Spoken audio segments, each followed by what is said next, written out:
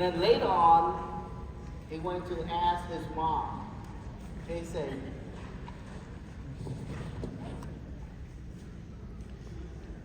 all right, can you guys hear me now?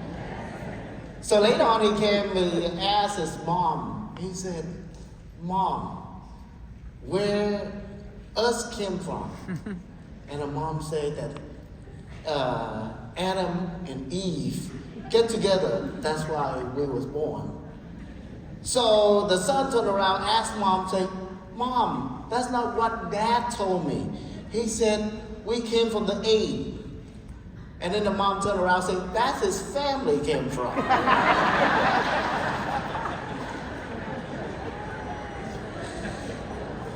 That's the power of belief. You know what? If you want to close, you have to have a power of belief, okay? So I want to talk to you guys about, my topic is talk about sharing versus closing. Of course, sharing is a passive, closing is action. You have to ask questions. You also have to ask, like, friend you talking about, can I see your driver license nicely, okay? For you to close, you don't ask questions like that, you can never close. A lot of time that we do appointment, we talk until the cow go home. You know what? But we never close because you never ask a question.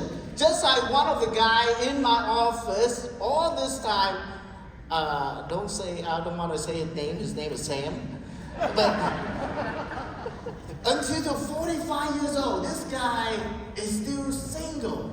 And every single night, I saw on Facebook, he posted a picture, they were taking, well, I can say that because he's my friend. So I saw the picture, I said, this guy go out with this one and that one, but every time I ask him, he said he's still single. That's the reason why you take people out for dinner and you never ask them to be your girlfriend. But if you do, then somebody will say yes, right? They was waiting for, that's why most of the time you see some of the pretty one end up with an ugly guy. You know why? Well, except me. My wife is pretty, I'm a good looking too. Okay? Let me clarify that, okay? I'm not an ugly guy. But let me tell you something about that. Because the pretty girls, all this guy were thinking, oh, she have a boyfriend already because she's so pretty. And then this girl was sitting right here waiting for a guy to ask him out, and nobody asked him, waiting. All the guy passed by said, she already have a boyfriend, so don't ask, she's gonna say no to you. And then one day, one ugly guy just come up and say, you wanna go out with me? She said, yes. That's why she has a boyfriend, it's an ugly guy. Sometimes you don't ask, that's why you can never close. That's why you have to ask, just simple. Ask a question, I want you to join me.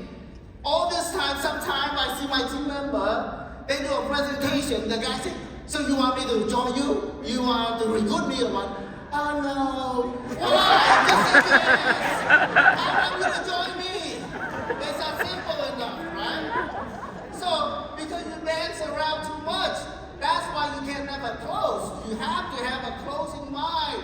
Every single person you sit down with, 50% chance already closed. If they, either you buy from them or they buy from you. Isn't it, right? What does that mean, you buy from them? You buy from their excuse to tell you no, they cannot buy or they cannot join.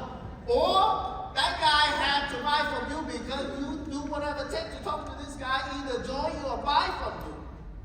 Somebody had to buy tonight. Either you're going to be the buyer or the prospect going to be the buyer.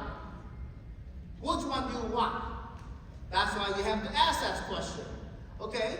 So some of the things that I want to talk to you about closing, with the right environment, on the left-hand side right here, talk about homes and office, mainstream, and Zoom. This is one of the true stories. Environment is very important. One day I recruited, a long time ago, I used to join under somebody else, 20-something years ago in California. But the guy waited for me to pass license, he passed away. For real. too long. So I quit, and then I came back and joined under David Pham from Georgia. Not your brother, but David Pham from Georgia. So one day, he took me out to do an appointment. Let me tell you something. This is a true story. We came into the house, and this guy asked me to go appointment with him because I speak Cantonese. And then the customer that we want to talk to speak Cantonese too, but she also speak Vietnamese as well. But he wanted to bring a right guy come over to close a deal like this, right? So when I walk into the house, and David Pham have a habit every single time he go into somebody else's house, he has to tell one joke. That's his strategy. So make somebody laugh and somebody who want to buy from you or join you, right? So one day he told this joke to a couple. So this couple, sitting across the table, he said he wanted to tell the joke of a stutter. So I like, oh no. And then he said that, you know, this guy stutter, he want to do a parachute diving. So one day he go on a plane, he asked the instructor, how I never do a parachute diving, so how can I do that? And the guy said that all you do is just wear this backpack, jump out the airplane. When you jump off the airplane, you pull the string, you count 1, 2, 3, you pull the string, you will land it safely. And this guy started, as soon as he jump out, and he come. 1, 1, 1, 1, 1, 1. And then 2, 2, 2, 2, 2. By the time he do 3, he already on the ground. But not only that, all of a sudden that guy will get up and walk inside the house. And 15 minutes I didn't see him come out. So I was asking his wife, I said, I was concerned about your husband. Your husband came out, sit with us, and he left for a long time. Did he go out there and smoking or something, or did he do something? And then she said that while you were telling a joke, my husband is the other guy. You know what? That night you lost a sale. I told my husband, I said, from now on, you don't tell the joke. It's not in the right environment. That's why you don't close. Sometimes because of that. Or sometimes that we go to an appointment, I have a team member, I'm about to close the sale. You know what she said? She said that before, that's her appointment. She said, you sign your life away. That kind of joke is not well. Why in the world you talk to somebody, I know you try to make it fun, but this kind of stuff is not fun. You lose a sale. That's why you get in the car, you will see my face. I ain't gonna like it, right? So I want to talk to you guys about the right mindset. What does a focus on result mean? Basically, focus on result mean is how do you focus on result? Today, Coach talk about what? If you do 3 appointments, you will have 1 result. Maybe at the beginning, even though you sold socks, that's a truth. When you started, you sucked. But you less sucked, and then you got okay, and then you got better, right? But at the beginning, I do 10 appointments, I have a chance to close 1. But after the second 10, I close another 1. Until the third 10, I close 2 of them. My skill got better. Right now, every 3, I close 1. So it's not that you focus on result, it's you have to focus on your activity. What kind of appointment do you have? You have a mindset to coming in besides tell the joke like that, or besides saying sign your life away. But you have to have plenty of appointments for you to close. Right? Recruitment is the same way. It's just a level of belief. Some people turn around and tell me, Kevin, I can close sale all day long, but I cannot recruit because you don't believe it. How much belief do you have? Because most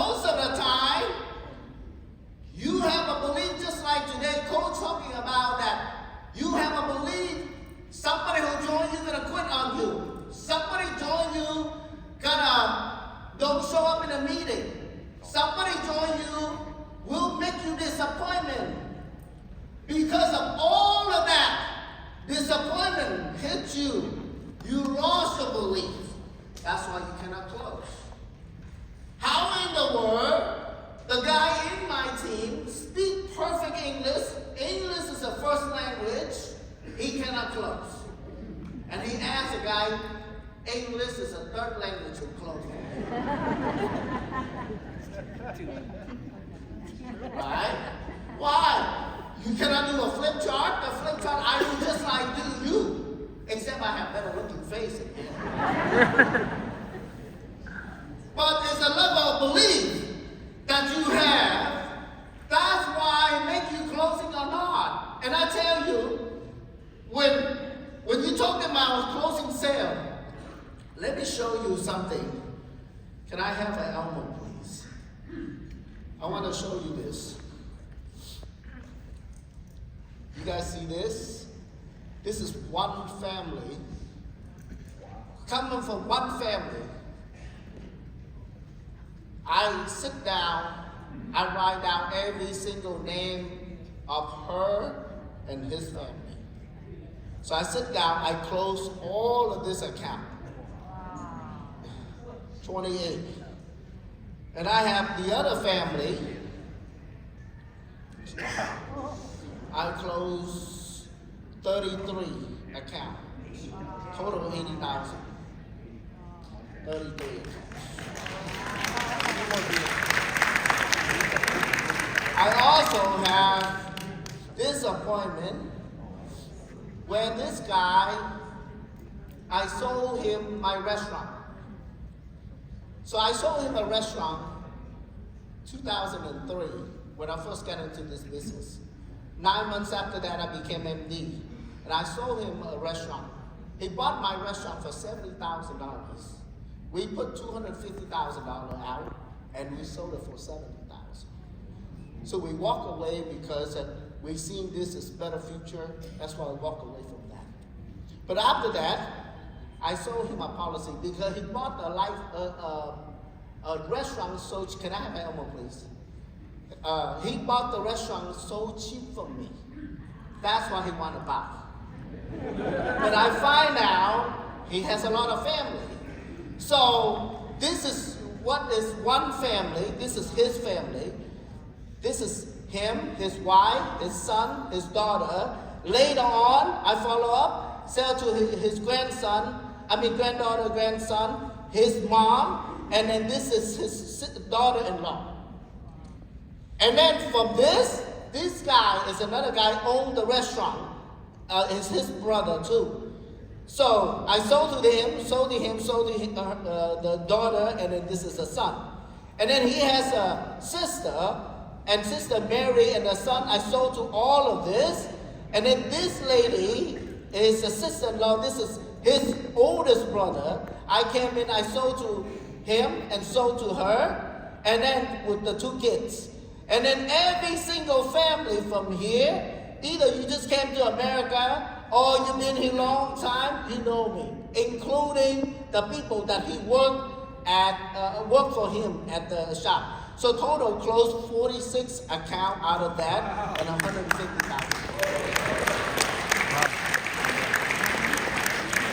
It's a power of follow-up. Sometimes we just close one account for one family. We think that we did a good job and we walk away. No, it's not. Because I know every single one of us will need this kind of service. Isn't it? If you tell me you're not going to die, you're not going to get sick, you're not going to retire, right? Because you do a good job of a follow-up, and then you do a good job of asking referral. That's why they will give it to you. So I did this. I know I'm running out of time. Just give me a little more time. Out of this, I have 150,000. So 65% contract. You know how much I make? Over 100 grand. I make my money back. You know what? And then last example, I want to share with you this family right here that I closed 70,000 for. Right here. Power follow up. You have to see value in a person for you to follow up. Coach talk about that today. The reason why we did not follow up because you don't see its value. You only do it one time, and then somebody don't buy from you, don't join you, don't do anything with you. You walk away. I failed the test 19 times. If I walked away, I wouldn't stand here today. Understand that. You have to understand this. So this lady, she bought a policy from somebody long time ago, and then when she canceled in the middle of 2 or 3 years, guess what surrender charge hit her? She lost a bunch of money. She lost a belief, almost like a woman that got dumped by a guy and hate all the guys. Isn't it? Oh, I don't want to love anymore. Every time you hear love song, you hate it. Almost like that. So I came and I talked to her. My wife saw me because this lady owned a nail shop. She get off at 10 o'clock. I came to her house, talked to her with her husband. Our first few times, her husband entertained me. After about 3 times, her husband went to sleep because this lady keep getting asked question and asked question, almost like you tell them already and they ask again. That kind of deal. To want to make sure. Do you know how many times John take me to close this account? I went there 20 times. My wife asked me that question. Every night I drive home, I say, oh, I'm at this Jang lady home. I used to leave. She said, you closed yet? I did not close. I said, no, almost there. I have a power of belief. She owns 2 nail shops, make a lot of money. She worked this kind of hour. She don't have to tell me how much she make. I know this lady have a lot of money. I see my future. You know what? I continue as soon as he opened account, I'll be able to open all of this account 7,000 more. 65%, I make over 45,000. I told my wife this. Every time she say no to me, it's a $2,000. You don't see the money, that's why you don't follow up. I saw that in the future. I should be a fortune teller for my future. You have to know that. A lot of people, they don't make decisions right now, doesn't mean they don't buy from you. They just insecure about themselves until you do share with your heart sincerely. Somebody gonna buy from you. Somebody gonna join you. And that's when you get your account or have somebody who join you. Because they want to see that, are you sincere? Are you for real? Are you just one hit and run?